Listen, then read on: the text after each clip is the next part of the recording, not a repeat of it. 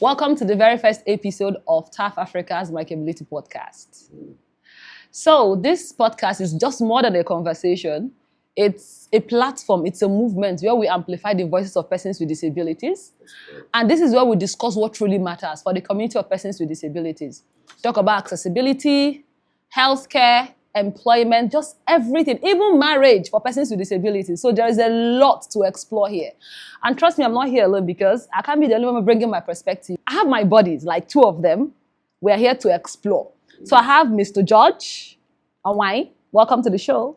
Thank you. Peace. Oh, peace to you too. And we have Mr. Kilanku. Welcome to the show. I'm already your body or your guy. Glad to have you there. You know, my gun, I want to put an hour and still dry. That's so. Just like she mentioned, we are here to talk about disability issues. We are not here alone, you know. We have somebody here who, when you mention his name within the community of persons with disability in Abuja, is well known. Is well revered in the community of persons with disability. He's no other person than the executive director of Qualitative Magazine and the chairperson at the Abuja chapter of National Associations of Persons with Physical Disability. You're welcome to the show, Mr. Chris Agbo. I'm so happy to be here. Yes. Just like she said, bodies. Yes. So I'm also one of the bodies. Oh, yeah, one of the friends of the family, of course. Always, Friend of the family. I'm always a friend of the house. Exactly. It's an honor to have you here with us, Mr. Chris. Thank you. But then first off, I saw something really intriguing on your Facebook, for your Facebook post. So when I saw it, I laughed. Okay. In as much as I laugh, you know, I'm a Nigerian. I know how we are when it comes to pastors, and we're very sensitive with our religion. So I saw a heal me challenge. I saw that too. I saw that too. Where you told Nigerian pastors, you gave them 1 week to heal you. Yes. So please, what inspired that? Like, waiting they stop. It's all about what we see on daily basis. You know, when you go to social media, you continue to see different pastors performing all sort of miracles, and the way you look around, you cannot actually trace those people. Those people they are healing doesn't have any identity. Yes. And we walk around disability. Persons with disabilities, we know a whole lot of them, and none of them have been able to come up and say one pastor actually healed them. Exactly. So who are those they are healing? You see those they are healing with brand new wheelchairs. And I wonder, brand new wheelchairs, does it just acquire disability? And when you look at some of them, yeah, you won't see any sign of disability. Like for me, I have polio. At least you can see my thin legs, you know, you can see some signs of disability. Yeah. You know, and again, at the end of the day, you see that healing, and you know that Mr. Chris, I know Mr. Chris during our secondary school, primary school, university days. He has always been a person with disability, and now he can walk. Let me quickly ask: has that been maybe a scenario where a pastor walk up to you, or somebody promise you go to this church and you'll be healed? Yeah, that is one of the reasons why I actually did that video, because every day people meet me on the road. Oh, I will have a place I will take you to. Imagine. And once I take you there, you'll be healed. Don't you want to be healed? And I continue to see this on a daily basis. And it has been affecting the way people actually interact with me. So it's the only discussion that we're supposed to have, is just for me to go for a certain church to program. Actually get healed, you know, things like that. And I was like, I need to have a stop to this. No, I agree with you. I agree with you. So, Mr. Chris, come to think of it, do you have anything against healing? You don't believe in miracles? Don't you believe in miracles? I believe in miracle. My life is already a miracle. Okay. Yes. Let me tell you a story. When I was growing up, I will tell you that all the people around me never believe I will be who I am today. You understand? Because he had polio. When he had polio, it was as if everybody has given up. And like telling my mother, throw this one away. He has nothing to contribute. You understand? So it's as if people come to our house, nobody cares to ask about me. Oh my God. So they talk about others, my siblings, but nobody reckons with me. So who I am today is already a miracle. So you know, God is actually doing something, you know, using my life as an example to the world. Let me tell you one thing that what they are doing is doing to persons with disabilities. It has actually taken away the way people should actually see, people should see disability. Yeah. People now look at persons with disabilities as those who should be fixed. Mm-hmm. You know, Okay. looking at disability from the medical model. Yeah. That you need to be fixed. Yes. So, and for that reason, the only thing you need to pursue as a person with disability is to get a place that you have to be fixed. Whether it's medical, whether it's by Traditional, church, whatever ways. or get back to your feet. So not that you can actually exist or do whatever you want to do, even with that disability. So that idea of removing the barriers are no longer there. So that's what they continue to encourage. Yeah. So these pastors encourage that. So when people see you, the first thing that comes to their mind is to suggest healing, you know, because you need to get healing. That's the only way you can be whoever you want to be. So if somebody sees me, good looking, very active, and the next thing that the person will tell me is, you need to get healing somewhere. Yeah. So what does that, you know, does it ring? That you know, as if you are not whole. It reinforces the discrimination. Exactly. So, and that's why you need to put a stop to it. So that whatever they are doing, they should leave disability out of it. But if you have somebody that maybe as you're praying and God decides to heal the person, and we all know the person, we all praise you. Yes. And for me, I'll convert and become one of your members. So, Mr. Chris, you know, one issue you mentioned is, you know, when people come to your house and they don't even ask after you. And that's one thing we face when we work with persons with disability. The discrimination often even start from within their own family. Sure. The mother will go and hide, you know, the kid because of That's the true. one form of disability or the other. How did you manage to get over that trauma? Let me tell you, I have a very wonderful mother that made me understand that you have disability does not mean that you need to have it, you know, occupy your mind. Yeah. So most times she keep on pushing me. Like for example, she want me to always work on which I was using crutches. Crutches, She want me to work on the crutches. So if you see me crawling around the house, it's a problem. Wow. You understand? So no other person beat me, but she beat me. She make sure that she give me the beating of my life whenever she sees me doing what I was doing. Maybe you were doing too. You are giving her trouble too. Small trouble. You are giving her small trouble. Anyway, being stubborn actually helped me in life. Yeah. So because I will not lie, I'm a stubborn person. I know. It's only that stubbornness that it also contributes to your question, because stubbornness has also helped me. You know, growing up, looking at other people, I need to push. I need to also make them understand that I'm also a human being like them. Yes. You know, so all I know is that I have my goals, I have what I want to achieve, and the most important thing is that my legs can stop me. Of course. So when I started school, I find myself in school, and God having it, I was doing well in school. So that began to now change a lot of people, especially the teachers. So the teachers were like, don't you know how Obiora is doing it? And can't you do the way Obiora is doing it? Yeah. And I was also very artistic. I can draw. So I can remember at some point that the teacher told me to use the chalk to draw in the whole classroom. Okay. So I drew all these apple, some of these too, I drew them. So when you come to the class and these other people are seeing that it's actually me that drew all these things. It became a reference point. So it became a reference point. I became a friend of every other person. So if I'm going home, every other person struggle to carry my bag. You understand? One is that if you carry my bag, I will help you academically. Did you happen to get a girlfriend that period?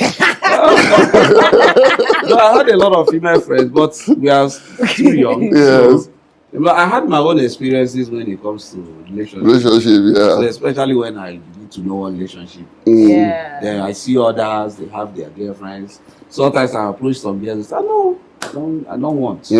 What is the reason? No reason.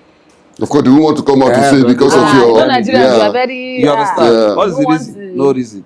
It was like that. It took a whole lot of time. So even tell you, you see, you're a very good fellow, but... It's not you, it's me. So that's it. They'll say, no, you look good. You're a handsome guy, but no, I don't do that kind of thing. Not at this time. I don't do I that want to kind read. of thing. So she's telling you she don't do that kind of thing, but you see her with others. At some point, I was like, can I be able to even find a girlfriend? But you get to a point that I have to just forget about it and pursue other things in life. Yeah.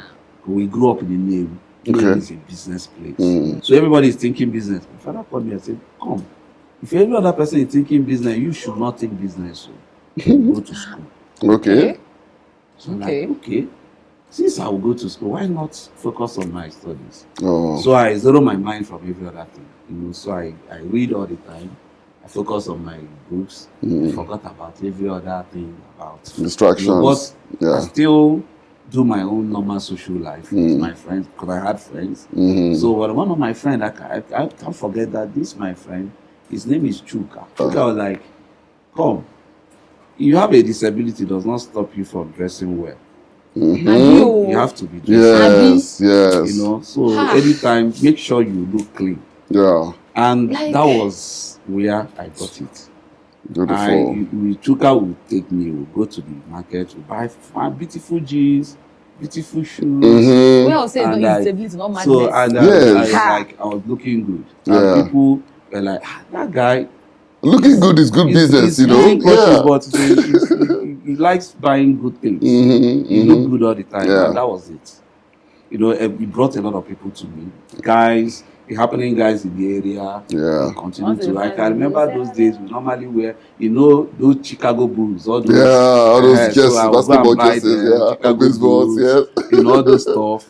So I would just go and buy some of those kind of wares, and I'll be wearing them. And people were like, you guy, now wow, fashion. Guy man. So that guy man thing. So guy men too started coming close to you, and that was it. I was like, forget to, get born a guy. That's so that was it. Sorry, at what point did you start using? Did you stop using crutches? Not long ago. Just less than 4 But can you use crutches now? Like yes, I can see. I use crutches. Okay. Talking about this healing thing, I personally think that because of the hunger for the healing of persons with disabilities, it has further entrenched inaccessibility in the worship places. I hardly see blind persons in the church if they're not coming for miracle. Like normal blind persons come to worship God and go back home. Because maybe the pastors feel the need to want to heal them. They should receive healing. Or maybe they've been boxed in a corner, mentally, where you think the persons with disabilities coming to church are coming to get healing. So there is no accessibility. It's God heals anyway, so why not? But then, Mr. Chris, did you at any point growing up believe in miracle, like you are going to walk? Did you at any point believe that God will make you walk? Or did your mother take you to any prayer house where just like you are going to walk in Jesus' name? Yes, just like every other normal African home. When it happened, though I didn't witness, I witnessed some of them at some point in life, but what I understood that at that point, she took me to a lot of places. Even some traditional bone setters. And I was even at some point I was in a traditional bone setting place. I spent almost like 8 months in that place. But I thought traditional bone setters work on but that's what they told her. Okay. She didn't understand. Polio can, they cut his bones. Need to do something. To stretch this man can do something and the legs will come. Africa. You understand? I was there, and the most painful part of it is that they will tie my legs. Tie them with some bamboos. Trying to straighten the bones and they will tie them, and from morning till night, the legs will be tied. After the man will rub something that he mixed with red oil and rub in my 2 legs and tie it, and I will be there. You don't see something. You don't see something. So it happens for a very long time. After that experience, and they stopped taking me to another place. You understand? So did you tell them to stop, or they just decided on their own? Just their own decision.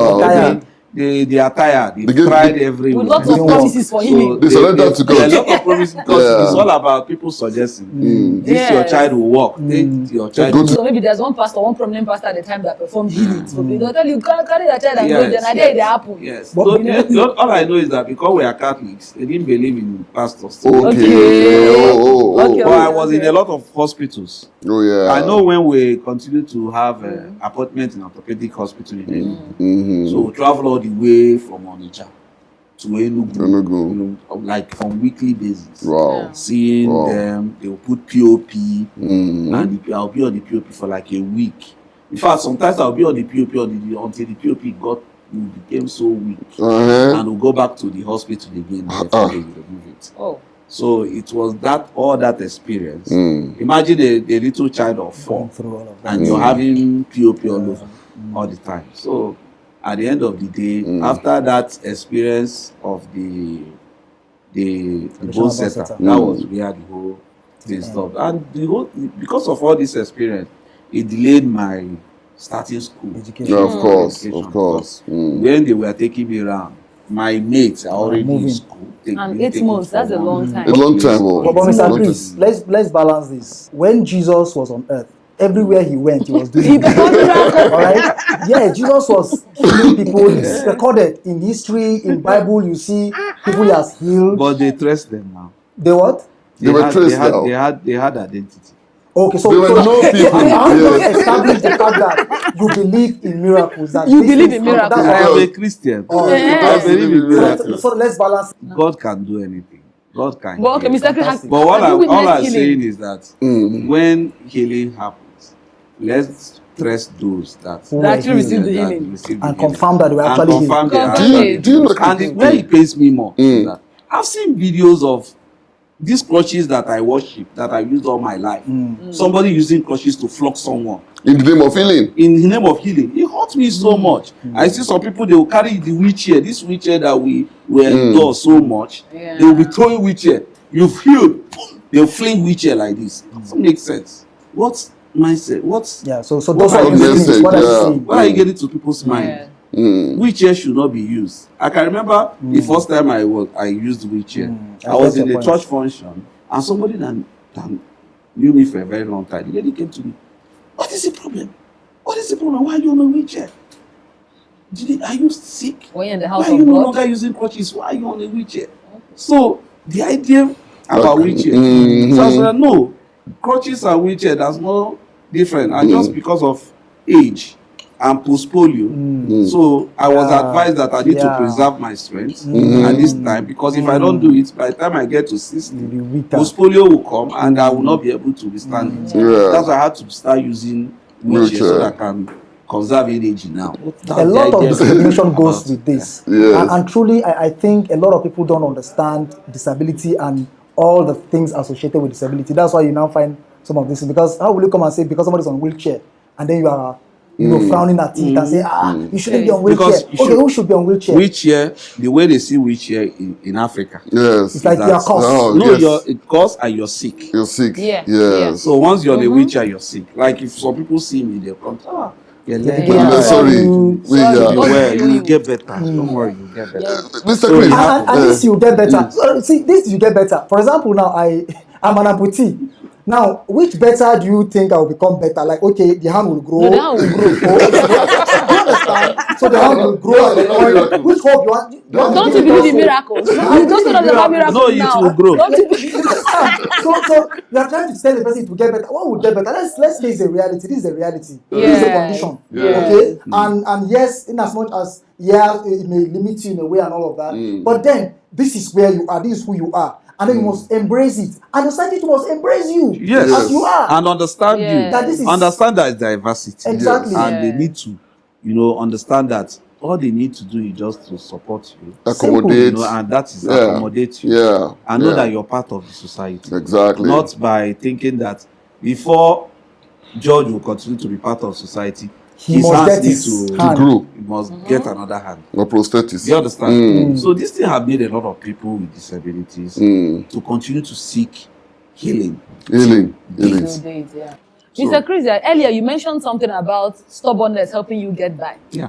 So please, when or how do you draw the line between stubbornness and aggression? I'm telling you this because you see persons with no, That's Mr. very Chris, correct. let me even share a story with you. Yes. We had an event in Imo State. So we brought persons with disabilities together for better education. So it was time to share food. I shared the coupon to everybody. I said, please remain on your seat, because if I say be on the queue to come outside for the food, some persons are blind. Do you understand? So just be on your seat. When I take it from here, you tell me what you want to do and I'll serve you. That was what I said. So one guy uses crutches. He came out from the back. he wanted to take food and he has a meeting. And many other persons, they had meetings. I told them, please, we just exercise patience. We can't start from the back. So the people I spoke to went back, but this particular man, he came out from the back and was trying to get food. So I instructed the servants not to serve him. They should wait, we have to follow order. So I ignored the man. The man just said that, what is food? That he can afford food now, that he's leaving. He left the meeting. Few minutes later, he came back. I was trying to struggle for food. I told him, sir, please. He now said, what do I mean? See, that I have food in my house. But you said you're not going to eat. He actually flung his ticket on me and left. This man came back and told me that if I cross, there was a spot he gave me. That if I cross that place, he's going to break my head with his and the thing is, he spoke Igbo. That if I cross it, it's going to break my head and my blood will spill. He spoke Igbo, not knowing that I'm equally an Igbo person. And I will understand.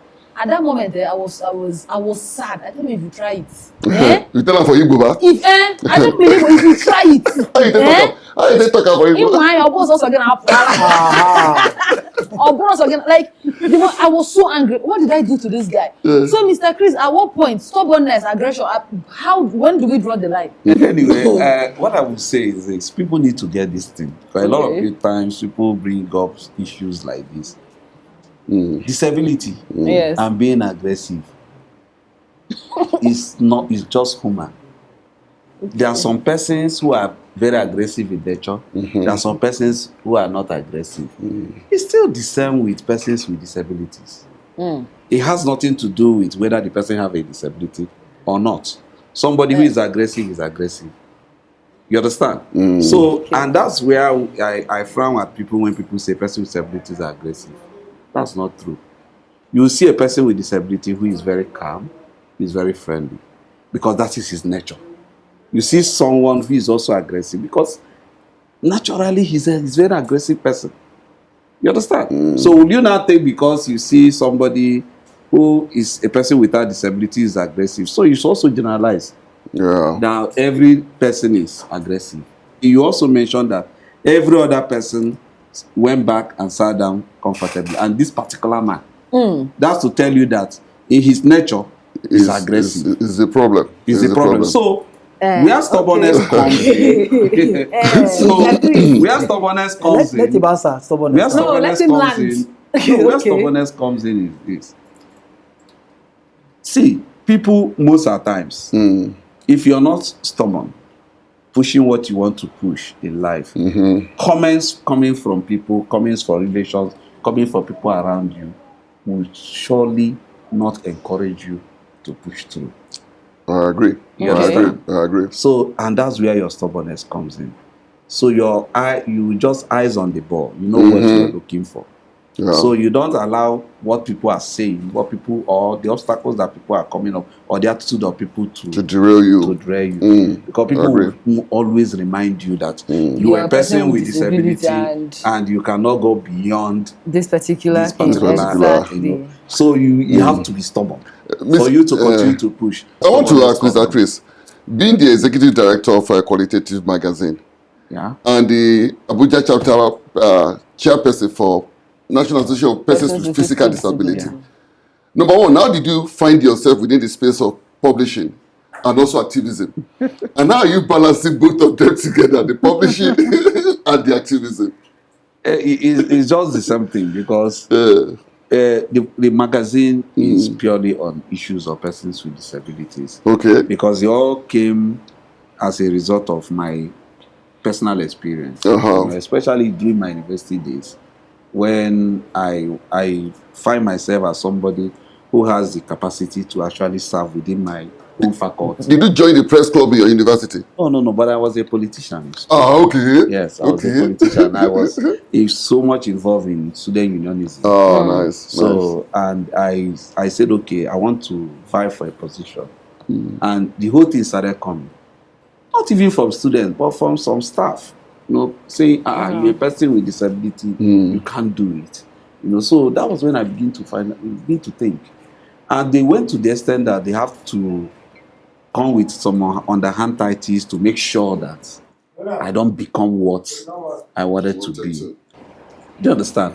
So at the end of the day, I begin to think, the major problem we are having as persons with disability is not just because of the disability, but the people's mindset. So I just thought that it's better we tell our stories as persons with disability, so that people have a better understanding about what disability is all about, and that's where it comes in.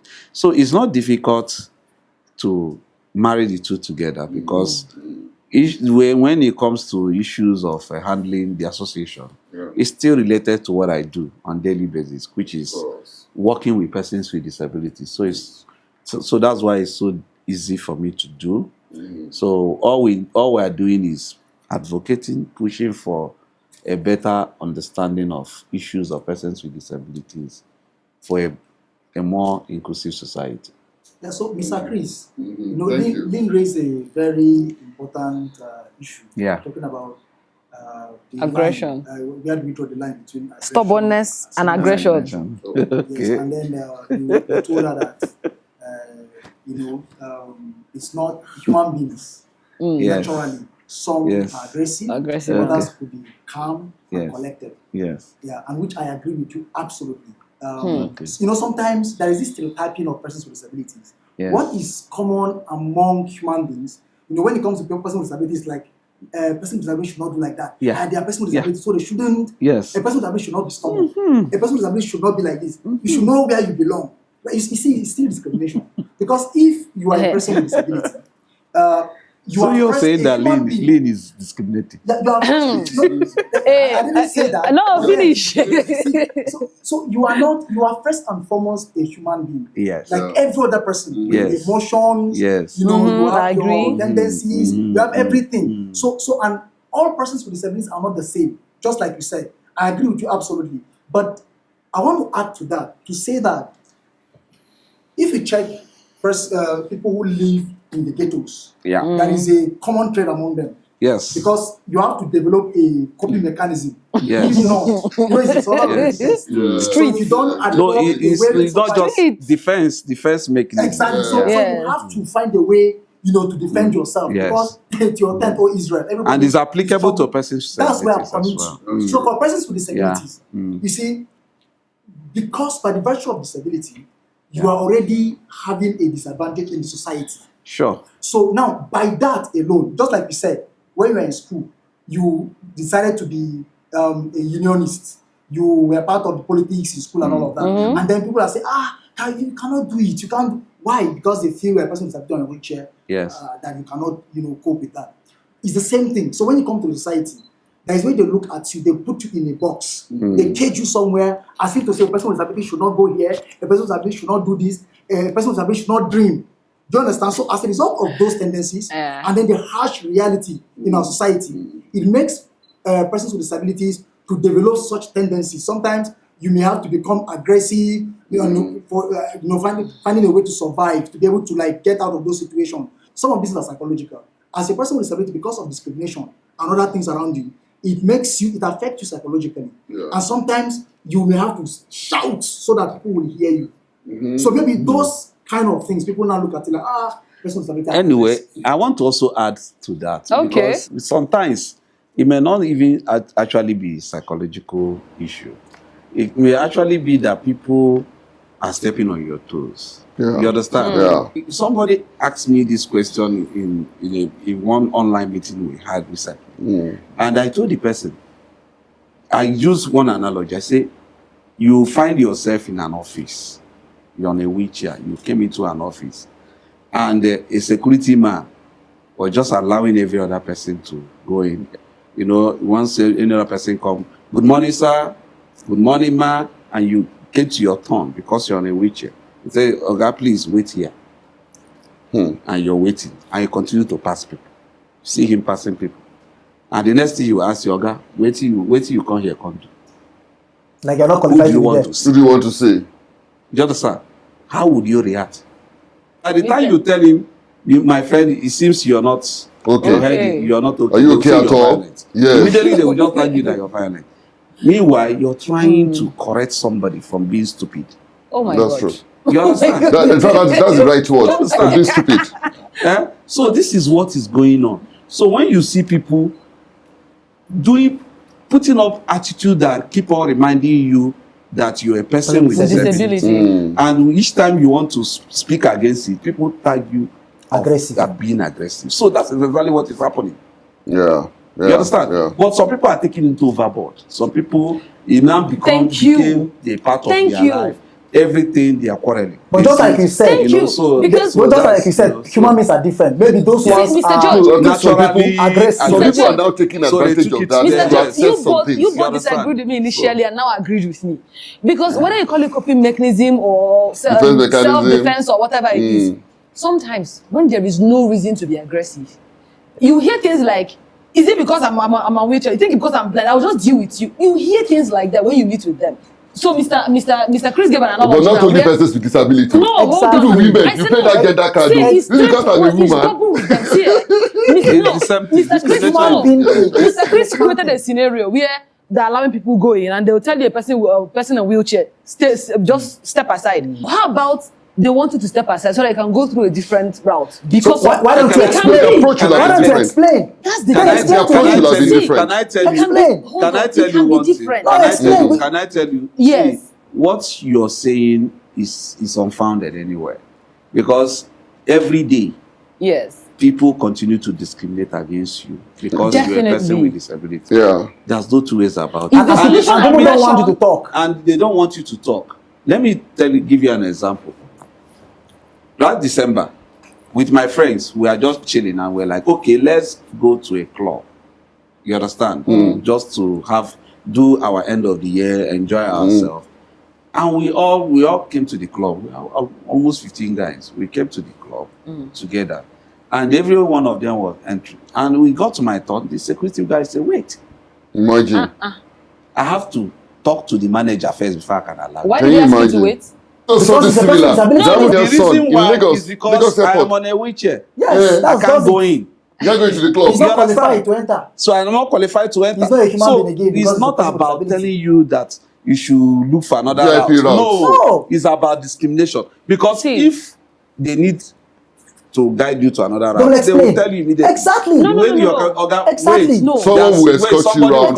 No, this is not me saying that there are not cases of discrimination. There are. The issue is that sometimes they launch attack when they're not supposed to. That's my problem. So that's a different case. When you're supposed to launch attack, please feel free. But when there's no need to launch attack, why do you have to do that? We cannot and that is why deny they want the fact that. They'll just say these people, very soon they'll just get aggressive. See, Mr. Chris, we've had voter education campaigns where people from INEC that maybe the desk officers that came for they'll say they are not patient. To deal with them is very difficult. Yeah. Do you understand? So this is where we have to say, when there's no need for you to be patient. Aggression doesn't solve every problem. Okay. Sometimes the patient, allow them. Unless there is an established case of, there's discrimination or they're doing this because they're a person with disability. Not you coming there with a preconceived notion that they want to do this because they're a person with disability. Do you understand? That is the problem. So, but do you know what they are born through? Do you know what they have suffered before they got to where they are? And they have been patient for too long. The awareness is still on. The people you are talking about they have been so patient from the time they were born.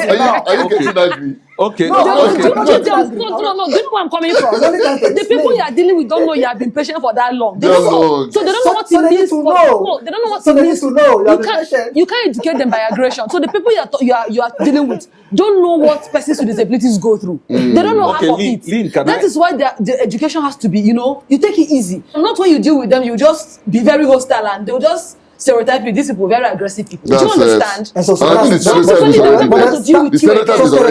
stereotyping is also discrimination. So that's the point we're making. That's another so this one is not the one we create by ourselves. Like persons with disabilities, the one you create. That's the problem. That's what I'm looking at. Mr. Chris, you want anyway, so it's still a society. See, let me just tell you something. When it comes to the issue of people saying that we don't understand persons with disabilities, they are always very aggressive, is because they've not taken time to understand disability. Because you're not in my shoe. You don't know what I go through. You don't know how it pinches. Do you understand?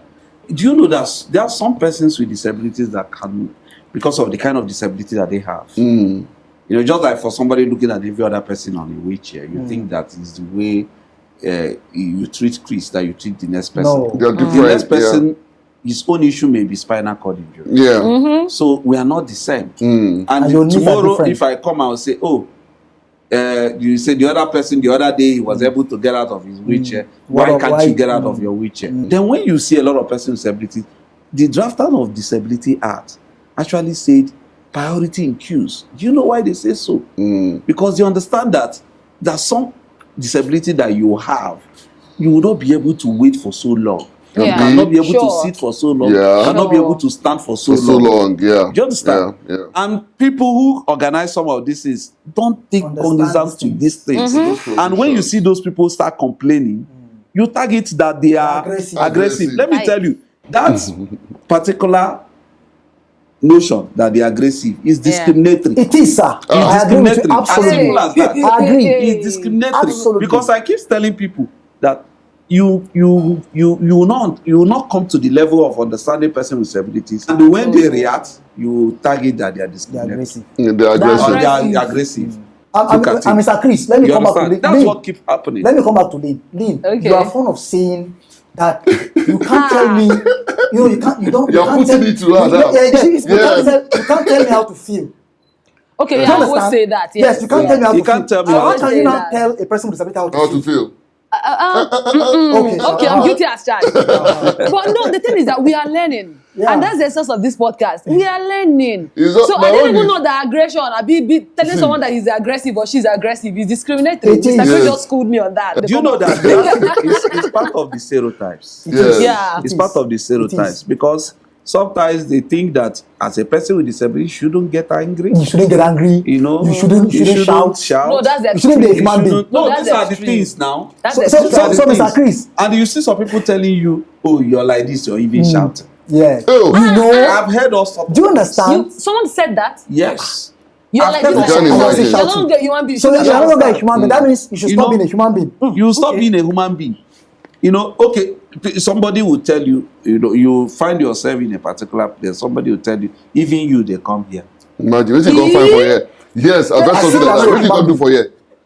You understand? So, the discrimination is there. And please, Lynn, my friend. Yes. Stop joining them to say that person with disabilities are aggressive. That particular man was aggressive to you. I wanted to break your head. He ends there. Yes. He was aggressive to you. Yes. He ends there. No labeling. No labeling. Lessons learned. Don't generalize. Are not aggressive. So let's talk about something else. So I want to know. Tell us the experiences leading up to your marriage. Oh. How you got your wife to marry you. Story. So I want to hear story. You know how it is now. How you take toast time? How you take toast time? Based on say. How you convince our family? No, based on say babes. Babes, when you ask her then they will just say no, nothing. How you take follow your wife talk when she agree marry you? You may be wrong if I would say that I didn't had friends before I got my wife. You know, during my school days, I also had some female friends. Quite a good number of them. Just like he said, I'm a handsome man. Yes. And talent still day. So, talent day, politics day. Still day. And I must tell you this: if any other person during my days in school is here, the person will also agree with me that I was the most popular guy in my school. Oh, okay. I was so popular. Every other person knew me. I know women with popularity. Yes. So they connect with popularity. They like people on the. They like people on the. That's an attack on my gender, but it's okay. Not true talk. So I was so popular based on what I was doing. Okay. Based on what I was doing, I was seen. I was being seen in places where they don't, assume. Just like the way we think in Africa, they assume that person with disability should not be. I attend parties, birthday parties, every other party. At times I dance with my crutches, so. Oh, that's good. Yes, that's I dance, good. I rock, I go to I do every other thing that every other person is doing. Yeah. So that made me so popular. Yeah. But when it comes to marriage, it became a different Another thing. ball game. That's a more serious business. It became a different ball game. Like when you talk about marriage to some people, you see the person develop cold feet, and sometimes some of them will be bold enough to tell you, my mother said no, or my people said no, you can't walk. Then you must have dated the person, or you just that the person. Just like I told you, I dated some people. Okay. But when it comes to marriage, it becomes a different thing altogether. But all the same, there are still some people you date, even within you understand that it will not work because they don't want to be seen Outside. with you in the public. So not because they don't like you, but they're just concerned about what people will Societal say. perceptions, yeah. So these are some of the things, and I had my own criteria because one, I was like, if I will marry, I must have to have somebody who will be very proud of me. Of course. Yeah, so that's Important. very Very proud important. Of course. of me because I know that a woman getting married to a person with disability comes with its own discrimination as well. They face their own. Even the children, like my children now, they will still face. And when it comes to a time that some people will be telling them, my father is better than your father. Your father can walk. You know, things like that. I prepare their mind now. So I face all those kind of challenges. But at the end of the day, I met my wife. So when I met her, you know, from the first very day, I saw a different person. She was cool.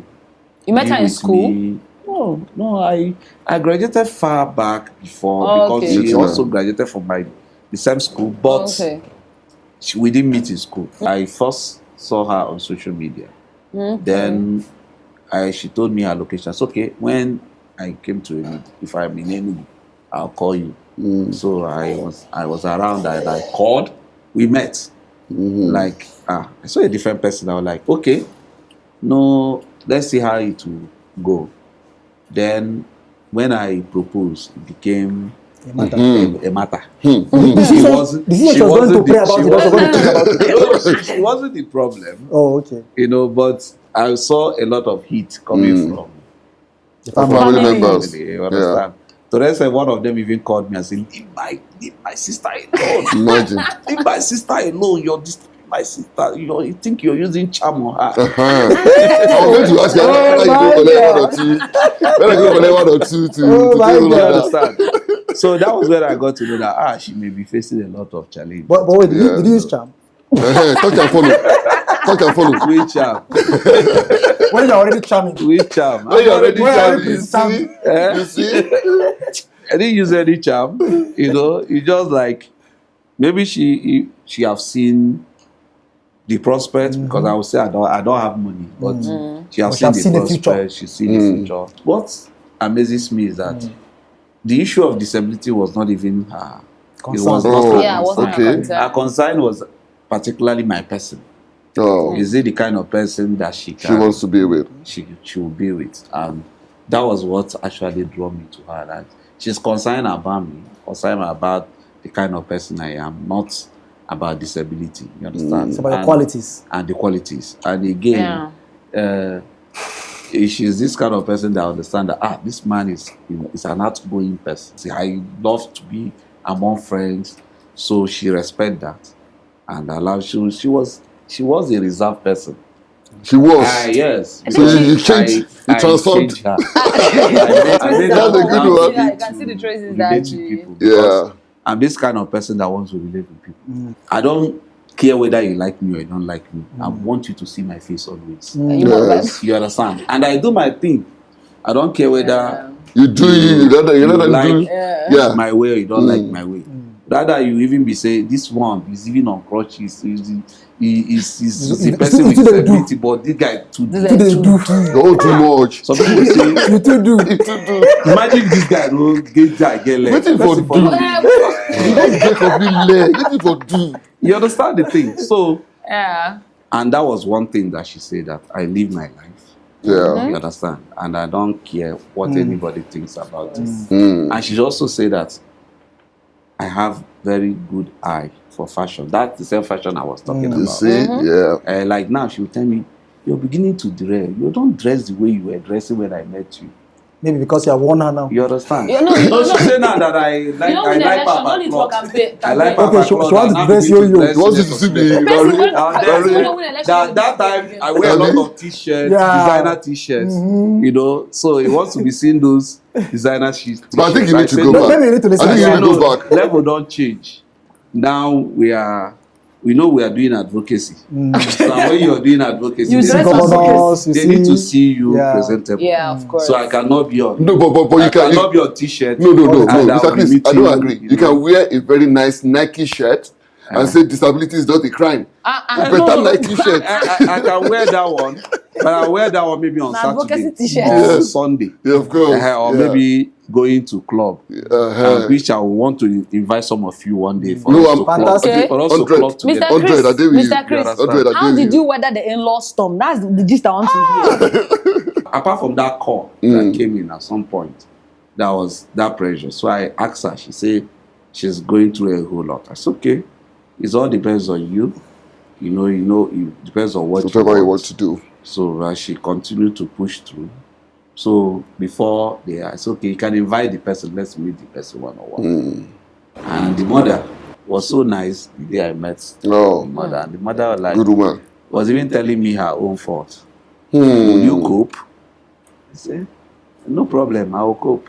Good woman. And that was, but I know they must have gone through a lot before, but they didn't face me. Nobody actually came to me to, but before her, I've met a lot of people that I even met one that we agreed that I'll come and see her parents. And I drive all the way to Enugu to see her parents. And this lady took me around the whole of Enugu without seeing her parents. You understand? She needs to go to her house. I'm telling you, she made me look so stupid.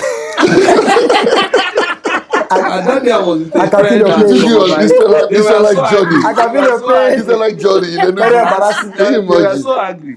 And it was how that I left before I met my Met your wife. And immediately I met my wife, the same girl started coming back again and saying, I wish. I wish. You're not meant this to. one, there's That one I wish. This time around, I say, no. You cannot do what you do to me. If not for anything. If you feel that your parents will not like me, first of all, allow them see me one-on-one. Let me face them. Let them disgrace me. And I will know that you're vindicated. But you are part of them now. For you to take me around the whole of it. That means she's not proud of you. You're not proud of me. So you can't even take me to your house. I don't even know your house. So, and that was one of the terrible experiences. There's still other experience, but there's no time.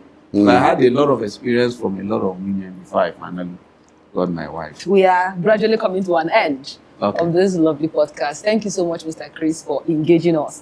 At least if I didn't learn anything today, one of my takeout is that saying that persons with disabilities are aggressive is discriminating. Guilty as charged.